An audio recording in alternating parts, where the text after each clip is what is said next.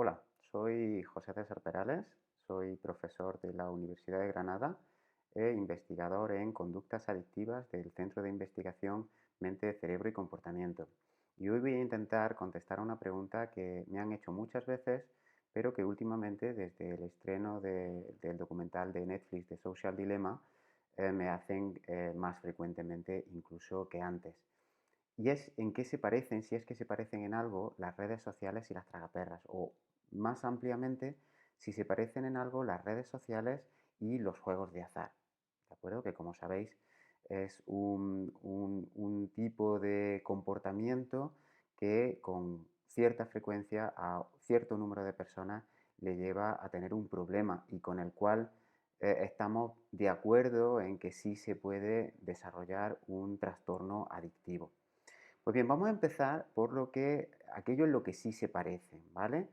Es decir, se parecen en una cosa fundamental y es que tanto las redes sociales como los dispositivos de juego son dispensadores de recompensas, es decir, son dispositivos cuya razón de ser fundamental es administrar reforzamiento, es administrar recompensas y manipular de alguna forma nuestra conducta utilizando para ello una forma concreta de administrar esas recompensas. Bien, ¿cuál es el objetivo? Bien, en el primer caso, en el caso de las redes sociales, el objetivo fundamental es incrementar lo que en inglés se llama el time on device, es decir, el tiempo en el dispositivo. Es decir, son los algoritmos que operan en estos dispositivos tienen como objeto captar nuestra atención y una vez que han captado nuestra atención, que nos quedemos en el dispositivo operando o interactuando con el dispositivo el mayor tiempo posible. Sobre todo porque ese tiempo en el que estamos en el dispositivo, en el que estamos interactuando con él, nos convertimos en receptores de publicidad.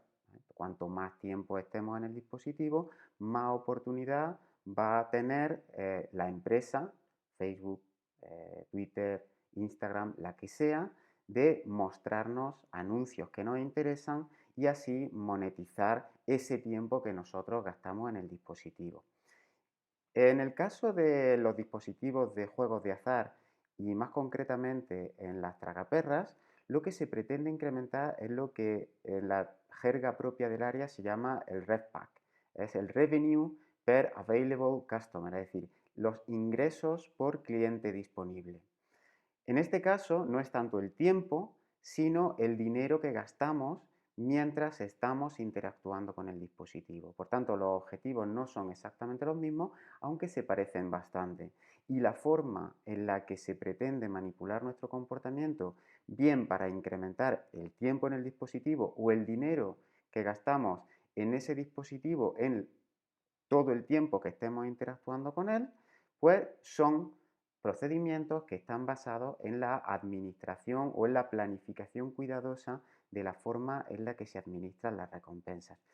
Bien, realmente casi las similitudes se habrían acabado aquí. Como vamos a ver a continuación, hay un gran número de diferencias entre las redes sociales y los dispositivos de juego de azar que finalmente me van a permitir argumentar que de hecho, primero, no son tan parecidos como se cree. Segundo, no tienen el mismo impacto sobre nuestro comportamiento y nuestro bienestar psicológico.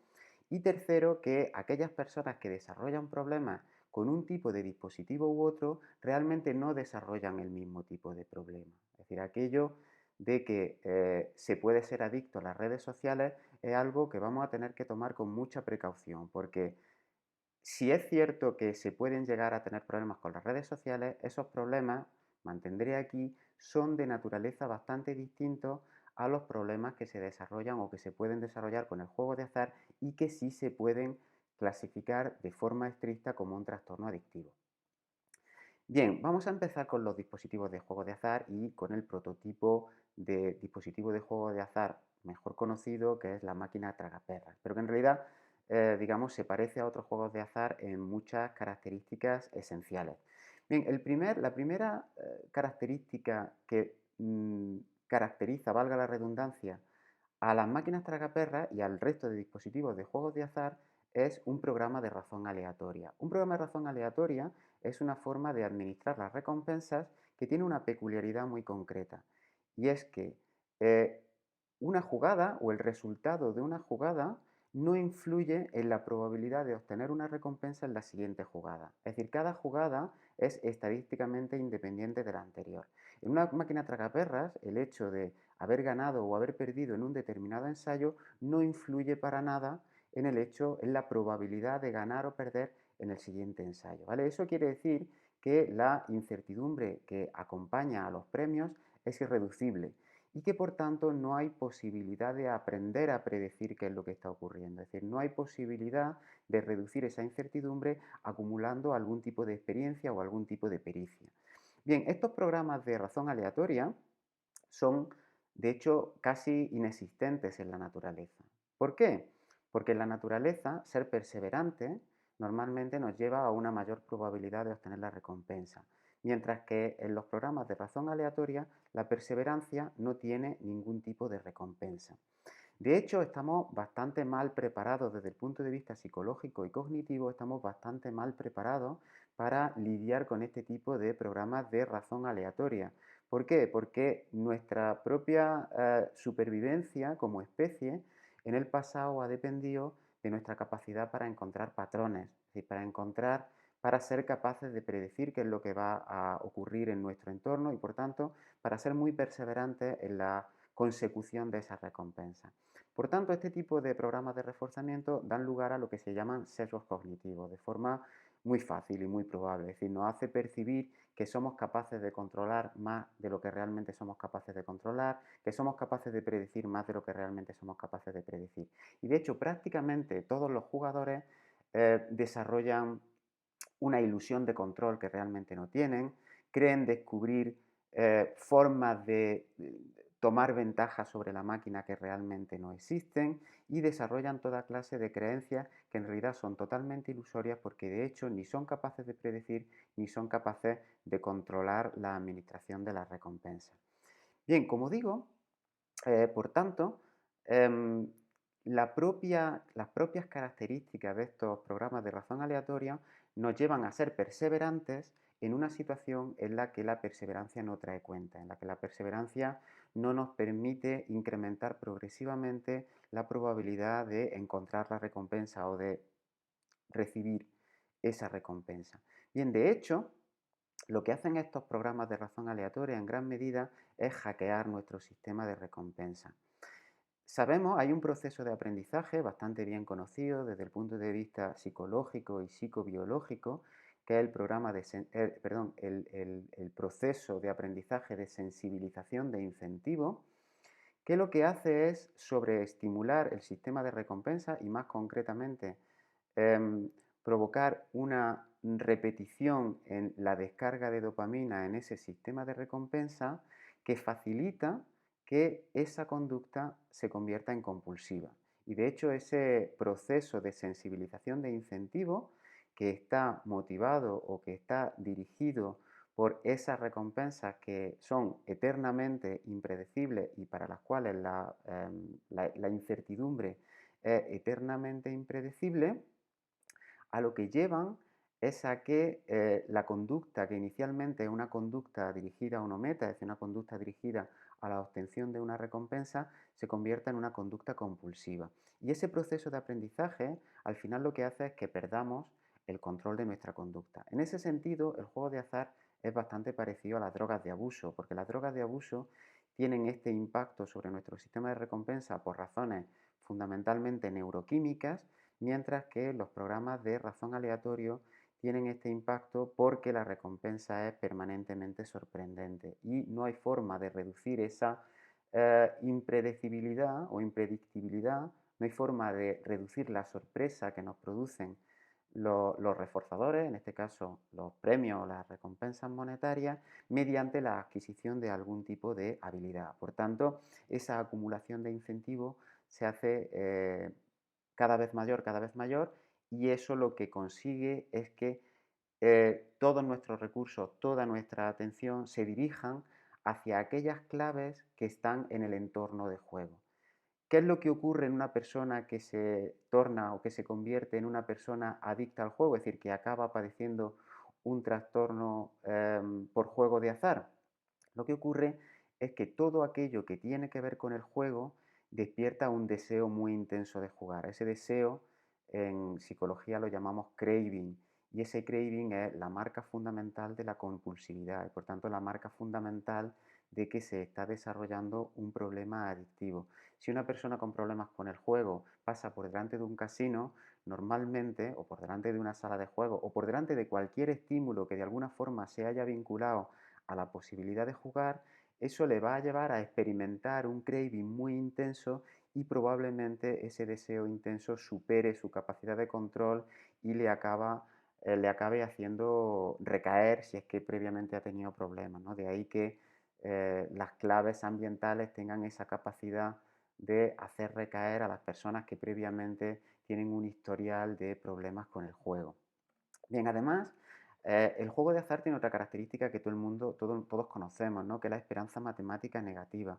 Es decir, en los juegos de azar lo que se acumula con el tiempo son pérdidas. Es decir, cada intento tiene una mayor probabilidad, cada intento es más probable que vaya seguido de la pérdida del dinero que hemos apostado que de una ganancia. Y a largo plazo, la acumulación de las pérdidas siempre es mayor que la acumulación de ganancias. Por tanto, en el largo plazo, la esperanza matemática del juego de azar es negativa. Una cosa también bastante peculiar que ocurre en los juegos de azar es que la acumulación de pérdidas hace que la posibilidad de una recompensa cambie de valor. Si una cosa que experimentan la mayor parte de las personas que tienen problemas con el juego de azar es que antes o después empiezan a jugar no tanto para obtener una recompensa monetaria en positivo, sino que juegan para intentar recuperar las pérdidas. Es decir, invierten, invierten, invierten, gastan, gastan, gastan, con la esperanza de que en algún momento un cambio de suerte les devuelva el dinero que han perdido. Claro, esa posibilidad de recuperar el dinero hace que ese dinero tenga un valor distinto cuando uno tiene deudas que cuando uno aún no ha acumulado esas deudas. Por tanto, el cambio de valor desde el punto de vista subjetivo que tiene la recompensa monetaria como forma de recuperar las pérdidas es lo que está detrás de que esa persona manifieste un síntoma muy característico del trastorno por juego de azar, que es lo que se llama en inglés to chase losses, es decir, perseguir las pérdidas. Es decir, parece como si fuéramos a la búsqueda de las pérdidas. En realidad lo que está ocurriendo es que invertimos, gastamos cada vez más dinero y perseveramos en el intento porque en parte pensamos que eso nos puede llevar a recuperar las pérdidas. El jugar para recuperar las pérdidas es quizá el síntoma más característico del trastorno por juego de azar, ¿vale? Por tanto, ese síntoma, junto con la compulsividad y junto con los sesgos cognitivos, van a configurar un comportamiento y una cognición que son muy característicos de un trastorno muy severo y que lleva a una alteración muy grave de la calidad de vida de la persona, que es el trastorno por juego de azar. Pues bien, ¿qué es lo que ocurre en el caso de las redes sociales? ¿Vale? Aquí por lo pronto ese programa de razón aleatoria no es tal. ¿Vale? En las redes sociales lo que hay fundamentalmente es una alta tasa de reforzamiento, es decir, si yo cojo mi móvil y yo ahora mismo enciendo el móvil, probablemente tenga algo, es decir, probablemente me encuentre con algo que me resulta reforzante. Quizá me encuentro con una notificación, quizá me encuentro con likes, quizá me encuentro casi con total seguridad me voy a encontrar con algo, lo cual quiere decir que la probabilidad de que cualquiera de estos comportamientos sea un comportamiento reforzado es bastante alto. La incertidumbre, sin embargo, es menor, ¿vale? En tanto que la tasa de reforzamiento es alto, la incertidumbre sobre si va a ocurrir o no va a ocurrir una recompensa no es tan grande y si acaso puede haber una cierta variabilidad en la magnitud de la recompensa. Es decir, yo puedo encender el móvil y me puedo encontrar 3 o 15 notificaciones. Y el número de notificaciones o el número de likes o el número de reacciones que yo me encuentro cuando abro la aplicación, también puede interpretarse como una medida de la magnitud de la recompensa que yo recibo. Y esa magnitud sí que puede variar hasta cierto punto y eso puede tener un cierto valor de añadir incertidumbre. Y también se puede jugar, el dispositivo puede jugar con eso para conseguir captar mi atención. Pero fijaos que el programa de reforzamiento es bastante distinto. Bien, ¿qué efecto tiene estos programas de alta tasa de reforzamiento sobre nuestro comportamiento? Pues bien, sobre todo lo que nos llevan es a dirigir más tiempo y más atención hacia esos comportamientos, es decir, dirigir más atención a todo aquello que tenga que ver con esos comportamientos y a invertir más tiempo también en esos comportamientos. Esto se deriva de una ley en psicología ya bastante antigua, una ley que se postuló inicialmente a finales de los años 60 e inicios de los años 70, que es la ley de igualación, que dice que repartimos nuestro tiempo en función de la frecuencia de reforzamiento que deparan los distintos comportamientos que podemos manifestar en un momento determinado, ¿vale? Entonces, si yo tengo varias opciones de respuesta en un momento determinado, es decir, tengo varios comportamientos posibles que puedo manifestar y uno de ellos es reforzado con más frecuencia que los demás, también voy a tender a manifestar ese comportamiento con más frecuencia. Es decir, la frecuencia de un comportamiento respecto de los demás se va a tender a igualar o va a tender a depender de la tasa, de la frecuencia con la cual ese comportamiento es reforzado en relación a los demás, ¿vale? En este caso, fijaos, ¿cuáles son esas recompensas que yo obtengo? ¿Vale? Pues, por ejemplo, si entro en una red social, una recompensa evidente son los likes, pero no solamente los likes, es decir, si yo, por ejemplo, me pongo a hacer scroll en Instagram o me pongo a hacer scroll en Twitter, pues cada vez prácticamente que hago scroll y refresco la pantalla van a seguir apareciendo cosas nuevas, ¿vale? Por tanto, hay una recompensa asociada a la novedad de los contenidos que continuamente van apareciendo cada vez que yo refresco la pantalla y cuando, digamos, cuando interactúo con los demás, cuando yo hago una publicación o hago un post o lo que sea, las reacciones a ese post, a esa publicación también son recompensas. Fijaos que aquí también la incertidumbre no es tan alta como ocurría antes. ¿Por qué? Porque aquí lo que yo tengo que hacer para obtener más likes realmente sí es susceptible de aprenderse, ¿vale? Es decir, yo puedo adquirir la habilidad, yo puedo aprender a recibir más likes, a recibir más interacciones en mi red social, em, manipulando o aprendiendo cuáles son las publicaciones de aquellas que yo hago que tienen más éxito, ¿vale? Entonces mi comportamiento, el tipo de publicaciones que yo hago en la red social, el tipo de fotos que cuelgo o el tipo de comentarios que hago, pues van a recibir más o menos atención, van a recibir más o menos interacciones positivas y esas interacciones positivas cumplen lógicamente el papel de recompensa que refuerzan ese comportamiento y que además me permiten ir convirtiéndome en una persona que cada vez adquiere una mayor capacidad para obtener esas recompensas con una mayor frecuencia. Algo que, sin embargo, en el caso del juego de azar no existe. ¿De acuerdo?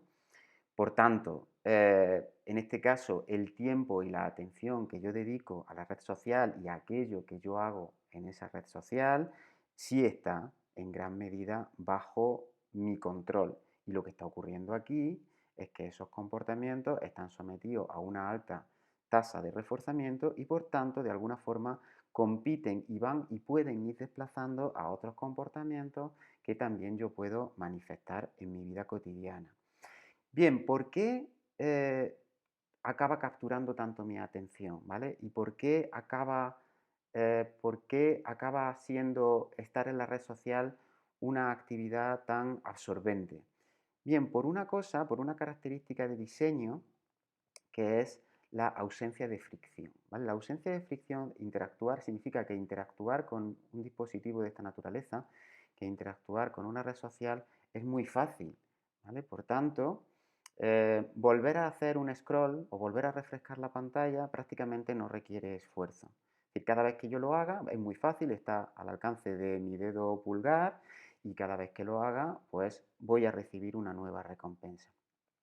Sin embargo, cambiar a otra actividad distinta, es decir, salirme de la red social y, por ejemplo, ponerme a jugar o ponerme a interactuar con los demás o ponerme a hacer algo que sea que implique salirse de esa red social, sin embargo, sí que requiere más energía mental por mi parte, es decir, sí que supone un esfuerzo de cambio, ¿vale? Por tanto, ir a ver lo que hay en la red social implica muy poco esfuerzo, salirse de la red social para hacer otra cosa implica una mayor carga mental, lo cual quiere decir que el coste de cambio es asimétrico, ¿vale? Cambiar de hacer algo a utilizar mi dispositivo y cambiar de utilizar mi dispositivo a hacer algo fuera de la red social o fuera del dispositivo no tienen el mismo coste desde el punto de vista del esfuerzo mental que a mí me requiere, ¿vale? Por tanto, cuando eso ocurre, uno de los corolarios de la ley de igualación de la que hablábamos antes es que realmente no adaptamos la frecuencia de nuestro comportamiento, la frecuencia relativa de nuestro comportamiento a la frecuencia relativa de reforzamiento de forma exacta, sino que si hay un coste de cambio asimétrico voy a mostrar una preferencia por aquella en la cual implique o la cual exista menos fricción, ¿vale? Y aquella de la cual salirme provoque un mayor coste, un mayor esfuerzo, ¿vale? Por tanto, al final lo que ocurre con las redes sociales son que son un dispositivo muy poderoso de captura de la atención y de hacernos, entre comillas, entre hacernos distraernos y hacernos perder el tiempo, pero básicamente porque es una conducta que obedece a las leyes del reforzamiento a las cuales obedece cualquier otro tipo de conducta, ¿vale? La tasa alta de reforzamiento y el coste de cambio asimétrico son características del diseño que están pensadas específicamente para conseguir ese efecto, ¿de acuerdo? Bien, solo me quedaría por mencionar de las redes sociales algo también importante, ¿vale? Y es que es insistir un poco más o desarrollar un poco más que es reforzante en las redes sociales. Ya hemos dicho la novedad, por ejemplo, en las aplicaciones que permiten scroll o que permiten el refresco de pantalla, los likes. Em, Otra cosa que también es reforzante son las notificaciones, ¿vale? Las notificaciones son lo que en psicología llamamos un reforzador secundario, ¿vale? La notificación en sí misma no es un reforzador o inicialmente no es un reforzador, pero acaba convirtiéndose en una señal de que un reforzador está disponible, ¿vale? Por tanto, acaba adquiriendo la capacidad para tener un efecto reforzante, a pesar de que inicialmente no tenía ese efecto, inicialmente no era un reforzador, pero acaba adquiriendo esa capacidad de ser un reforzador secundario, ¿vale? Por tanto, ese reforzador secundario hace de puente. Es decir, la notificación me hace de reforzador para entrar a la red social, para interactuar con el dispositivo y una vez que estoy interactuando con el dispositivo, los reforzadores internos de la propia red social son los que me mantienen entretenido. Por tanto, fijaos que es un proceso en dos pasos que es muy eficaz.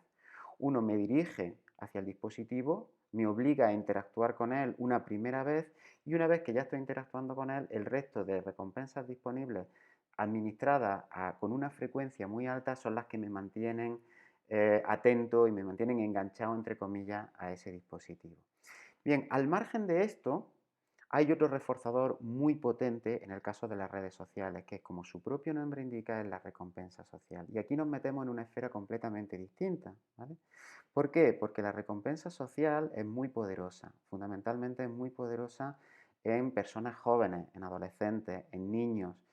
En última instancia, imaginaos qué es lo que ocurriría con una persona, por ejemplo, que carece de las habilidades para interactuar socialmente en el entorno no virtual, en el entorno físico, pero que gracias a la propia naturaleza del dispositivo adquiere de forma relativamente fácil la capacidad para obtener esa atención y esa recompensa social dentro del dispositivo, dentro de la red social. Pues, ¿qué ocurre? Ocurre que también con cierta facilidad estos dispositivos pueden convertirse en una alternativa, pueden convertirse en un mecanismo compensatorio a través del cual yo obtengo aquello que no obtengo fuera de la red social por falta de habilidad, por falta de tiempo, por ansiedad, por problemas de autoestima, por lo que sea. Bien, fijaos que esto me lleva a algo en lo que yo insisto mucho. Si esto es lo que está ocurriendo, es decir, si además de todas estas características del propio dispositivo, el niño, el chico, la chica, el adolescente, la adolescente, lo que va buscando en las redes sociales es de alguna forma compensar aquellas limitaciones y aquellas faltas de habilidades que tiene en su vida cotidiana, entonces la red social no es tanto la causa del problema como el síntoma, ¿vale? Está utilizando una vía fácil para compensar aquello de lo que carece en el entorno físico, en la vida, en lo que mal llamamos la vida real, porque la vida real es tanto digital como física. ¿De acuerdo? Por tanto, fijaos hasta qué punto la razón por la cual podemos acabar teniendo problemas con las redes sociales y es porque los reforzadores que obtenemos dentro de la red social son tan importantes que de alguna forma me permiten compensar aquello que no soy capaz de obtener fuera, fijaos cuán distinto es eso del desarrollo de una conducta compulsiva y una conducta adictiva, que es lo que realmente ocurre en el caso del trastorno por juego de azar. ¿De acuerdo? La naturaleza final del problema es distinta. Normalmente el trastorno por juego de azar es mucho más grave que los problemas que pueden acaecer o que puede sufrir una persona que tiene problemas con las redes sociales. Los motivos son distintos. Las características del dispositivo, que en un momento dado pueden ser problemáticas, también son distintas porque las características de diseño de un tipo de dispositivo y otro están pensadas para cosas distintas, aunque en última instancia pueden tener un efecto aparentemente similar, y eso quiere decir que si yo quiero tratar esos problemas, también tengo que incidir, tengo que tocar claves distintas. Si yo lo que quiero es prevenir una conducta adictiva o yo lo que quiero es prevenir los problemas con las redes sociales, los diales, los botones que yo tengo que pulsar para conseguir eso son bastante distintos en un caso y en otro. ¿Vale? Por tanto, para resumir, las redes sociales, las tragaperras o los dispositivos de juego de azar no son lo mismo. Los problemas con un tipo de dispositivo y otro no tienen las mismas causas, tampoco producen los mismos efectos y por tanto no deben tratarse igual, ¿vale? Por tanto, si yo en este momento me tuviera que mojar y tuviera que decir si existe la adicción a las redes sociales, mi respuesta sería tajantemente no. No existe la adicción a las redes sociales, puede existir en algunas personas un uso excesivo o un uso abusivo de las redes sociales cuyas causas deben tratarse de forma específica y de forma totalmente individualizada porque normalmente lo que nos vamos a encontrar en una persona que tiene problemas con las redes sociales no es tanto que las redes sociales son la causa, el problema con las redes sociales en la inmensa mayoría de los casos van a ser el síntoma. Y con eso lo dejo. Muchas gracias por vuestra atención y espero que al menos mi postura haya quedado suficientemente clara y que haya sido capaz de argumentarla.